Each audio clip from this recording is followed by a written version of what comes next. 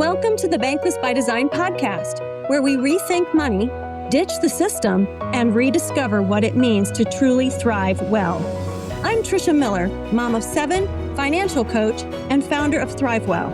Around here, we believe wealth is more than numbers. It's about freedom, stewardship, and building a legacy that lasts. If you're ready to challenge the norm and take back control of your financial life, you're in the right place. Hello and welcome to the podcast. Thank you so much for listening.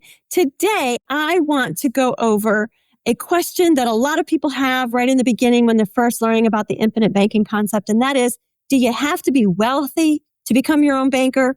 Or it might take a little more practical turn and be along the lines of how much premium do I actually have to pay to get started?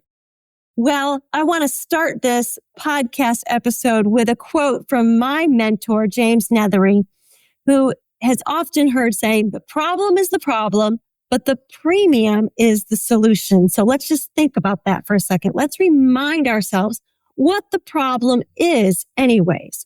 The problem is that you have thousands of dollars flowing through your life every single year, I would venture to say, and those dollars are landing on the books of someone else's bank, making someone else rich. So what if instead you could get those dollars to land into a banking system that you own and control so that you could be the one making those profits? Well, you can, and that all happens by paying a premium. You see, when we practice the infinite banking concept, we're using a mutually owned, dividend-paying whole life insurance policy for the sake of taking over the banking function in our lives. We want to accumulate enough capital then in that system to be able to finance our own needs in our life.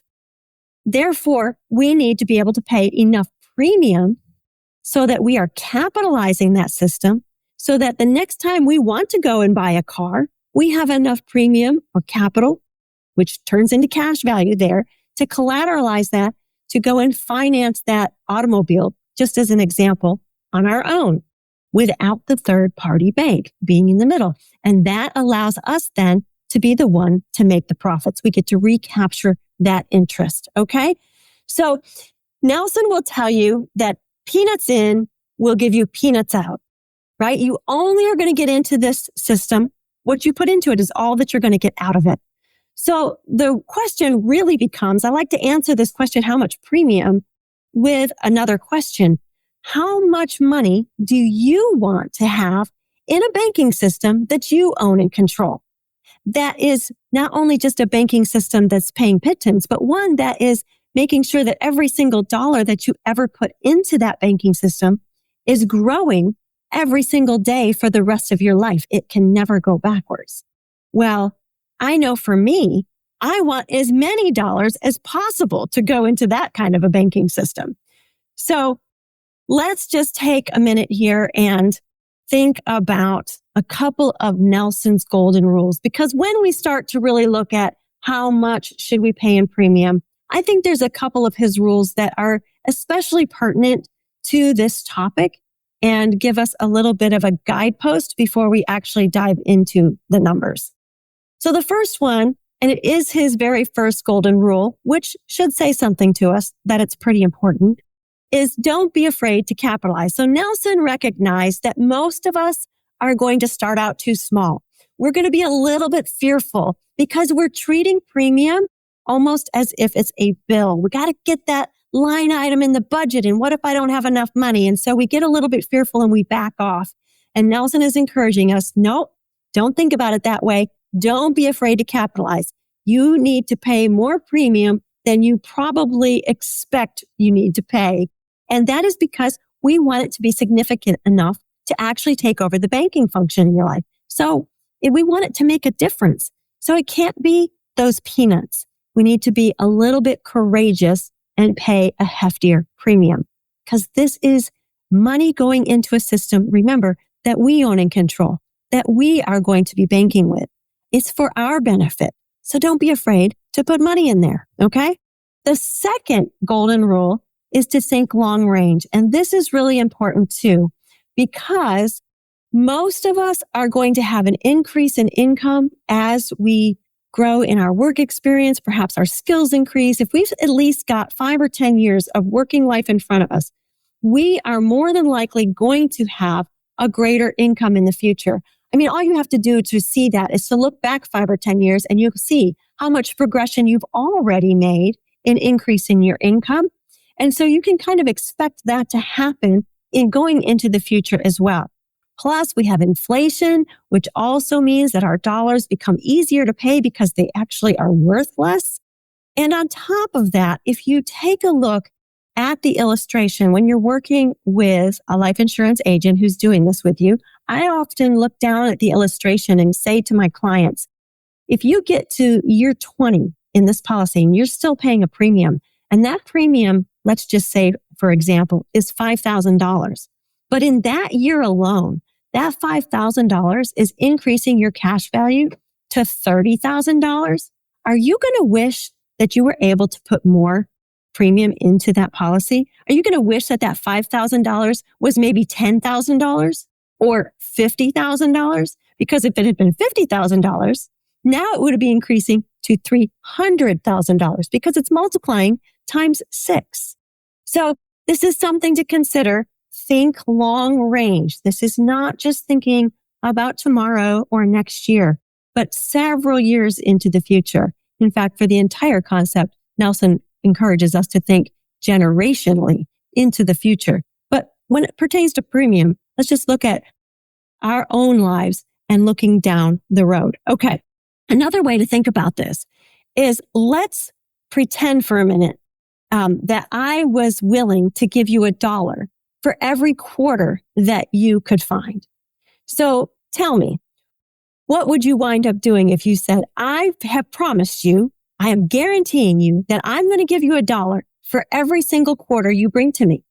Are you not going to go looking all over the house, in all your drawers, in every little change place that you might have thrown some change, right?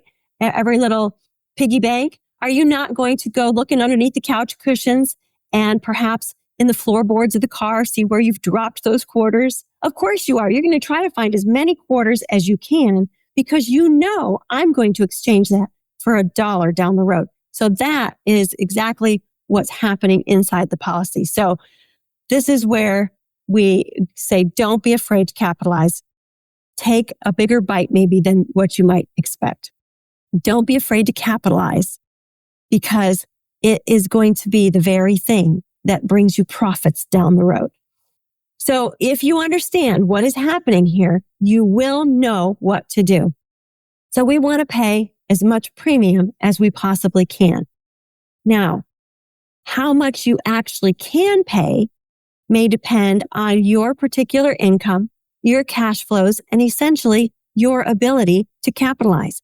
If you have $0 left over at the end of the month because your expenses are equaling or even exceeding your income, you're going to have a hard time paying premium. So we might need to rein in that spending first and get some good habits and some discipline to be able to save a few dollars, right? To be able to save some money so that you can pay some premium. And also, we may have some limits on how much premium you can pay based on the life insurance company's rules. There are guidelines. There are income factors. If you're making this much money, then you can only perhaps be allowed to pay up to 10 or 15% of your gross income. So there are those limiting factors. However, let's just set that aside for a minute. Let me explain a little bit to you about the design of these policies, because when we design these specifically for the banking function, we're actually going to have both a minimum and a maximum premium that we can pay. The minimum is required premium. This is what keeps the policy alive and keeps it from lapsing. You absolutely must pay the minimum in order to keep the policy going forward. Then there is a maximum number, and this would be the amount of dollars that is the total max that you can pay in a year for premium. You can't pay above and beyond that. So we're looking at a range between this minimum and this maximum. So when I first start looking and talking to a client about what might their minimum be, one of the first questions that I might ask is, how much are you saving right now? And what percentage of income is that? And are you doing that regularly and consistently, right? Is that a comfortable amount of money that you are already setting aside? Because this will give me a good starting point to consider what that minimum might be, because you know that you can pay it. Another way to ask that question might be something like, if you had a really bad year, what would be a number that you could still confidently say, I could pay that no matter what? Okay, that might be a really good starting point for that minimum. And then we might start looking at what would be the maximum. Now, that maximum number should be pretty ambitious. That should be a number that stretches you a little bit. In fact, I would even go so far as to say, it might just slightly scare you and take your breath away. I don't mind it in the beginning, right? I was like, what have I done? I don't know that I could ever pay that much premium. Believe it or not, I found those quarters underneath the sofa. We do that. We give ourselves a really ambitious goal because that is the driver, the engine underneath everything that is just going to make this policy grow like crazy, right? And it's also representing a lot of the more upfront, accessible cash value that we can use.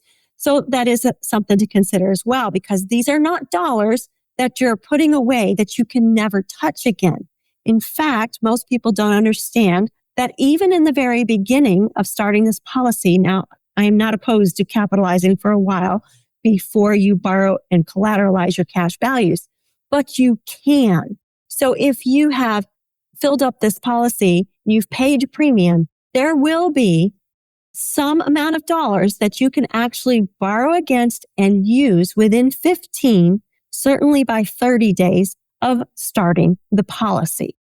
So this isn't money, in other words, that you're putting away under lock and key for 40 years, like we typically think of when we think about long-range retirement planning with qualified plans, because that's money we can't touch. And so that keeps us actually only putting a sliver of our income away because we have to live without it for so long, because we know if we go to touch it, we're going to pay penalties and probably taxes too.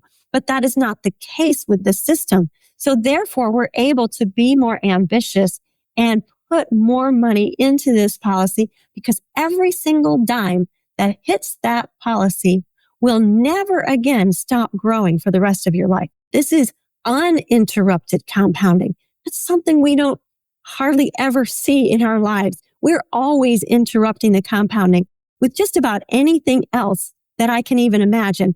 When we put money into savings, as soon as we pull it out, we're interrupting that compounding. We put money in that qualified plan and we have to take some out to use it for something else. We have interrupted the compounding. You got money in the stock market. Once you take it out to use it, you've interrupted that compounding. So, but in this system, you don't. And therefore, this is one of the reasons why you want to put as much in there as you possibly can. All right. Another question that I would ask a prospective client, and something to consider, is that we can also kind of reverse engineer these policies to figure out those numbers. So this might look like finding out what your goals are. Is there something that you have coming up in the future that you know you're going to need to purchase? Maybe you want to put a down payment on a new home in a couple of years, maybe 3 years from now. Maybe you want to be able to purchase a new car, or you know you're going to need a new car, or the kids are going off to college and you're trying to save up for that.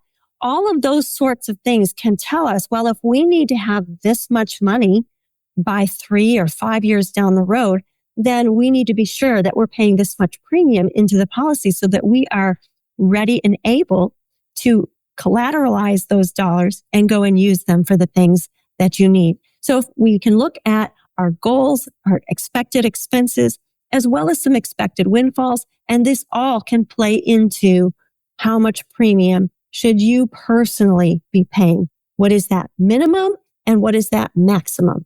And then finally, I would say that it's good for us to take a good look at this mathematically as well. So once we come up with that minimum and that maximum number, what percentage is that of our income that we are expecting to pay in premium? So on the lower end, on that minimum, maybe that's 5 or 10%. And that would be probably a pretty good range to be considering because it's something that we should be saving anyways. But perhaps when we get to that maximum number, we're pushing that envelope a little bit closer to 15 or 20 or maybe even 25% of our income if we're a little bit on the more aggressive side. Okay. So it's all dependent largely on your circumstances. Do you have cash sitting in the bank? Do you have something to get this thing started with? Or are we looking at monthly money? So all kinds of different factors can go into making a decision about how much premium that you personally should be paying. And at the end of the day, it's your decision. You are becoming your own banker. You're the one who's going to decide how much premium that you want to pay and that you should pay. Okay. And I'm going to tell you, when I first learned about this process, I went all in. I guess that's part of my personality. I'm like, when I found out about this and I took a deep dive and did my learning and I took Nelson at his word, don't be afraid to capitalize. So I probably started at a point with my maximum number being closer to that 25% of my income. And at the time, that was no small change in my economy. Okay. In fact, it did make me wonder, how in the world am I going to come up with this amount of money year after year after year? I mean, you look down that illustration and I'm paying this for a good 20 years at my age. For some of you, it might be 30 years, right? So it could scare you a little bit. And yet, guess what happened? By the very next year, my anniversary date, almost to a T, my second policy was opened up because I was like, nope, it's not enough. I have gained a greater understanding of what it is that I'm doing, and I want to pay more premium. So I did. I took out a second one. And then I still had a little bit of that. Now what have I done? I've got to pay this premium. But you know what? The more I've done this, the more I've realized it's not about I have got to pay a premium. It's I get to pay a premium. I celebrate that because I know that every time I manage to find those dollars and to pay those premiums, I'm setting myself up for my future. I'm setting up my children and my grandchildren and my great-grandchildren, but I'm also making an incredible improvement in my own financial world even now. And I will tell you, when I first started, I wanted to be sure that this was the real deal. And in fact, for a while, I didn't even tell anybody I was doing it. In fact, I was paying such big amount of premium that I thought people are going to think I'm crazy. And actually, I was going to say, when it comes to that ambitious number, if people don't know about the infinite banking concept, they probably will think you're a little bit crazy if you're putting that much money into a whole life policy. Okay. But that's all right because I have since then, in fact, I wanted to prove it to myself. So I created my own spreadsheet, and every single Monday morning for the past 6 years, I would say I have probably skipped about a handful of Mondays when I had something going on and I forgot. But for the most part, I have written down on a spreadsheet my total cash values since the day I began the infinite banking concept. And if I were to get out that spreadsheet and show you and just scroll across, you will watch those numbers just continually rise across the page. That is money that I have growing, tax deferred, going to be passed on to my heirs tax free one day, but also money that I have access and control of in a system that I own. But those numbers just rise and rise across the page. And it's fun to watch because they never stop. They never go backwards. And I did this to prove it to myself. But I also knew I didn't want to share this concept with anyone if I wasn't absolutely 100% certain that it was going to actually perform the way everybody told me that it did. And it has proven to me to be absolutely exactly like Nelson teaches it in his book, Becoming Your Own Banker. So now, eventually, Nelson teaches in his book that all income should equal premium. And that sometimes is mind-blowing to people. How in the world could you have all of your income equal premium? Well, he says, think about it. Isn't 100% of your income now landing on the books of somebody else's bank? It is. So why couldn't it? Over time, we don't start there, but we should make that our goal to get there so that all of your dollars are landing on the books of your own bank. And you are then able to completely take over the banking function in your own life and ditch the third-party banks, get the snakes and dragons out of your life, as Nelson says, and get to a place where now you can finance everything that you need in life. And I will tell you that even 6 years later, I am at a place where the third-party bank is practically out of my life. I still have a mortgage. That'll be the last thing. But I'm in a place now where I can finance most of my needs in life myself. And I can even finance some of the needs of my adult children. I have lent money for car purchases. And that way, when they make the payment back to the bank, the family bank, all of that money stays in our own family. We are recapturing that interest that otherwise would have gone to a third-party bank. And let me tell you, that is a stress-free way of life. We don't any longer have to go beg, borrow, and plead at the bank and hope that we will be able to access the dollars that we need, hope that we will be approved, go through all of that process. It is as simple as logging onto the portal and telling the life insurance company, I would like you to send X amount of dollars to this checking account. Thank you very much. That is an incredible place to be in.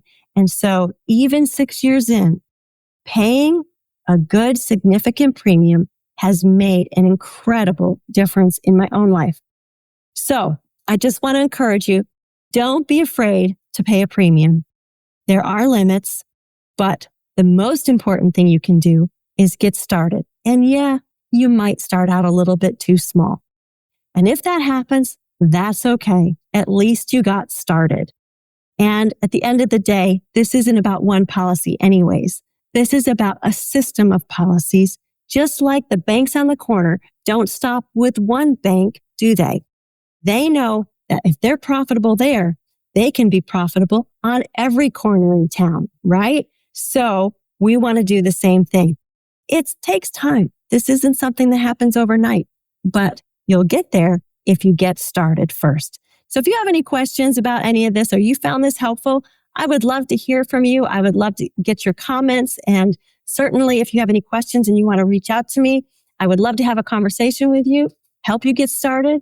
You can find me at banklessbydesign.com. Thank you so much for listening, and you have a great week. Thanks for tuning in to the Bankless by Design podcast, where we're done with the system and we're doing money differently. Be sure to subscribe, share this episode with someone who needs it, and visit us at banklessbydesign.com to learn how you can start living bankless by design.